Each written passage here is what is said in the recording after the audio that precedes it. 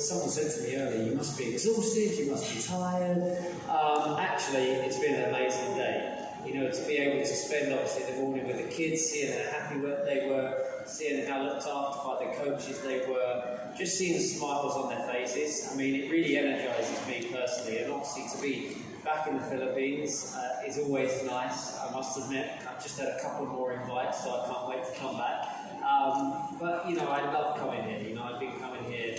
I've come here quite a few times now. Obviously, with the LA Galaxy was the last time, and just being here, the warmth with the people, being welcomed with open arms, especially when you're away from your family. It's always nice to be welcomed the way I get welcomed in the Philippines. So it's great to be here.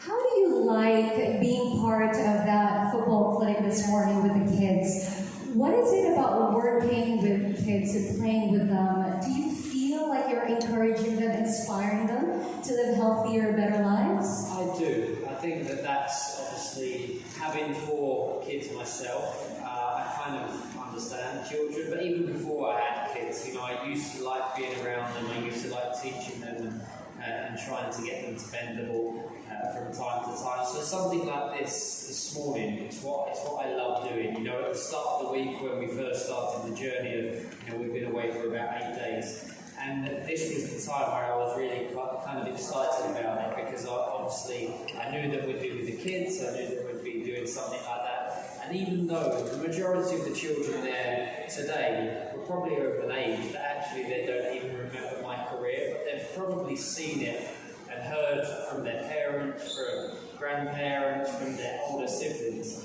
I think, that kind of thing is powerful, because it also, when you talk to them, you can see, as young as they are, they're listening and they're taking it all in, and that's what kids are like. They're like sponges. That you tell them something and they take in what they want to take in.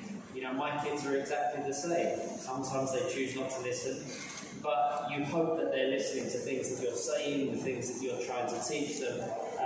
So that's obviously one of the powerful things, I think. Oh, I feel like my daughter just heard you say that, and she's like, oh, so it's perfectly okay if I don't listen. Oh, no. All right.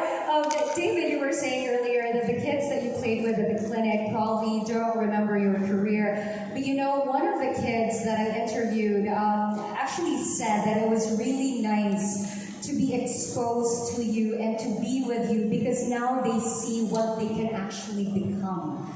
Okay, everyone out here, everyone in the world knows you are a football legend, and you've lived a healthy lifestyle your entire life.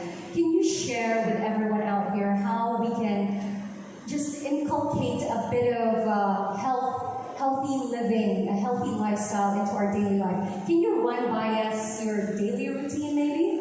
Well, my daily routine. It can be all over the place, to be honest, because I have 4 children, so anything can happen. But I try to keep to a regime where obviously I wake up in the morning, I wake the kids up, I make them breakfast, and take them to school, then go to the office and work out just before I go to the office, and then go for lunch, and then try and pick my children up. But like I said, it doesn't always happen, because as parents we always try to do the right thing and try to take care of our kids. But obviously, there's a lot of people out there that work that actually can't take their children to school or pick them up from school, and that's part of life. Everybody's different, but I try to keep to that regime, but it doesn't always happen, like I say. But obviously, having an understanding wife and myself, I try to be understanding most of the time.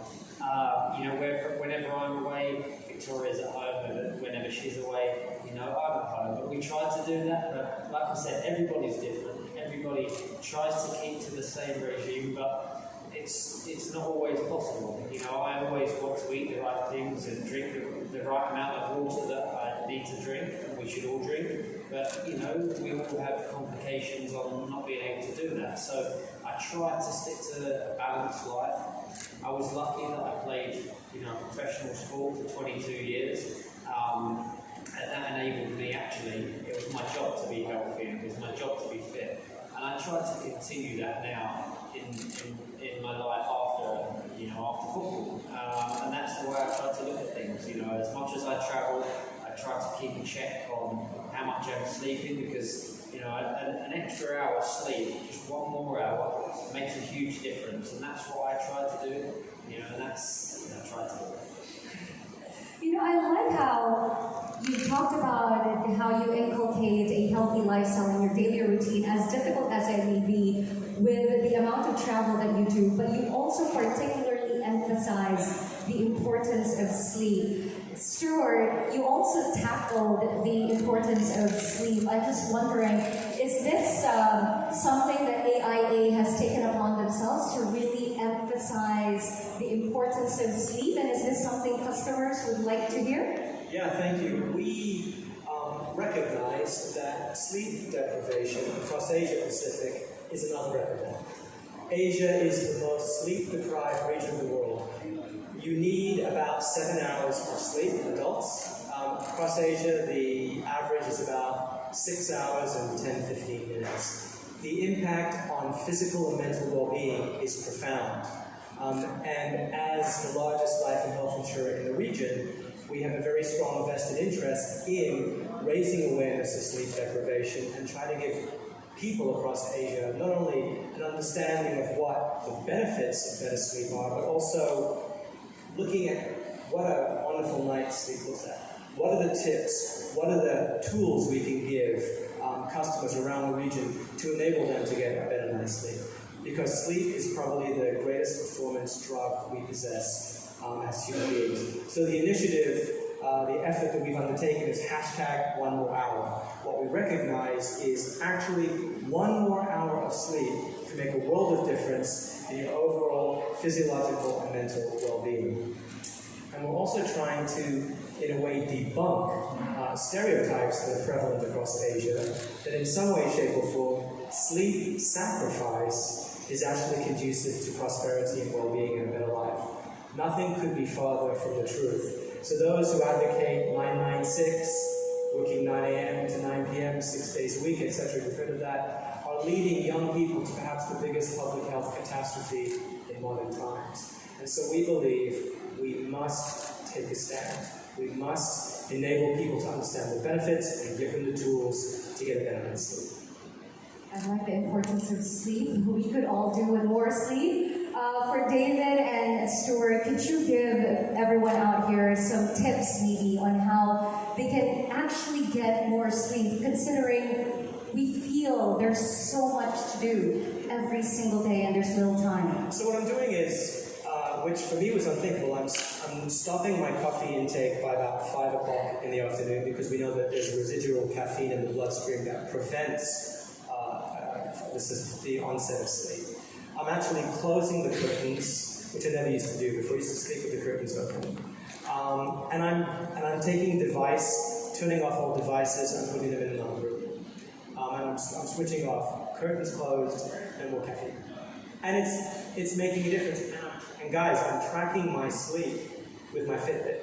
So AI Vitality, in concert with our initiative #OneMoreHour, has built in a sleep tracking module. So we are now actually rewarding our customers for the quality and duration of the sleep that they get. So we've brought it full circle, and I'm getting points, literally points and rewards for the sleep that I'm getting now. I would urge you to do the same. You get rewarded for getting more sleep. What about you, David? How do you try and get more sleep, considering you work in different time zones? Yeah, I mean, that's the challenging part for me. You know, obviously I live in London, but obviously I spend some time in the US, I spend some time in Asia. So I'm always traveling, so it's always, you know, about juggling and balancing it in the right way. Obviously I track my sleep as well, and that's an important part for me to try and stay, you know, aligned with everything that I try to do back in London. Obviously the caffeine is something that I didn't know I could drink coffee till 5. I thought it was 11 or 12, so I'm quite happy about that. But obviously, you know, I try to do the same at home. You know, the most important part, Victoria won't let me sleep with the curtains open, actually. She likes the curtains closed, so the curtains are closed when we sleep. But I think that when the most important thing for me is, you know, the devices. Obviously, when we're at dinner with the kids, it's important to put those down. I know it's hard because we work and we're always receiving, emails about work and things like that. So that's a difficult one for most people that have businesses or work a lot. But it's an important part of obviously resting the mind and the body and preparing yourself for a good night's sleep. So, at dinner I try to put it down and then have maybe an hour after dinner, and then once obviously it becomes around 9 o'clock, then it goes away, and I have to set the right example for my kids, because our kids watch everything that we do, so it's important to set the right example for them. So if there's one tip that everyone can get from this press conference, is to put the gadgets away. I believe everyone is guilty of that. That's the first thing that we hold when we wake up, and the last thing before we actually go to sleep. David, you are the AIA Global Ambassador. What's that journey been like so far? I'm very lucky, obviously since I retired, and even when I was playing, I had amazing partners and sponsors. And then obviously once I finished playing, actually it was great because obviously it enabled me to be able to go into different markets and spend more time on the ground, getting to know my partners and our amazing people on the ground. So that's one of the things that actually I really enjoy, being able to do something like that where I'm part of a company that literally is changing people's lives, and it makes me proud to be part of something that really is a movement, that really is looking after people in the best possible way, not for just now, but for 10, 20, 30 years' time. And I think that's such an important part because our children want us around for a long time, and it's important that we do things now that keep us fit, that keep us healthy, keep us, on the road and things like that. So I think that's such an important part of my role. And since the day that we sat down and we talked about the vision of what we can achieve, it's gone above and beyond anything that I ever expected. Because to see the people's lives that we are changing, to actually go into these territories, to see what this company does, and to be an ambassador of this is something that I'm very proud of. How can everyone out here do something on their part to change somebody else's life? Because, they might be feeling like, but I'm not a David Beckham. How can I actually impact another person's life? Do you have any tips for them? Well, I think as human beings, we're learning that talking is something that's and sharing is something that's very important, in health, in your body, in your mind. And I think the more and more you open up and the more you can talk to people about things that you're concerned about, you're worried about, or things that you're pleased about, those things is such an important part of life and well-being. And that's what we do. It's what we don't preach it, but we talk about it all the time. That's why me and Stuart, when we've been in different territories, we sit here and we talk to people, and we're not preaching to people, we're saying from our own experiences and from what we've seen, this is what we feel that works the best. It's up to people to obviously take that on board and to adjust it to their well-being, but that's what we try to do. Stuart, do you have a message for all of our guests as to how they can live healthier, longer, and better lives? That's a great question. I think it starts with small steps and little changes that we can each make that move us gradually in a direction that embraces wellness and well-being. And I think we need to do it for people that we love. I think we learned that through our work with David, that it's those around us that mean so much to us, that can be so motivational for us to take better care of ourselves. So put the people you love in the picture and start with small steps that will take you on a journey of lifetime wellness.